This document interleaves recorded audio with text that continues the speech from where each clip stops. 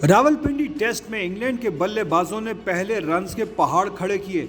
अब पाकिस्तानी ओपनर्स ने भी सेंचुरियां जड़ दी।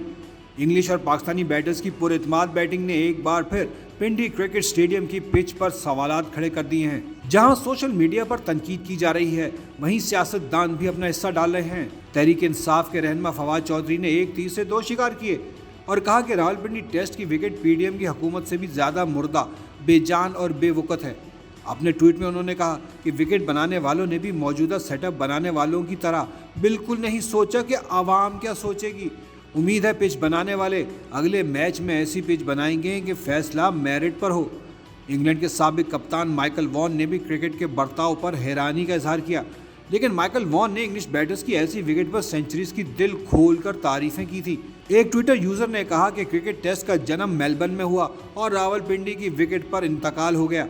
मैच देखने आए एक बच्चे ने भी पिंडी की पिच पर फप्ती कसी और कहा कि ऐसी विकेट पर तो वो भी सेंचुरी कर सकते हैं।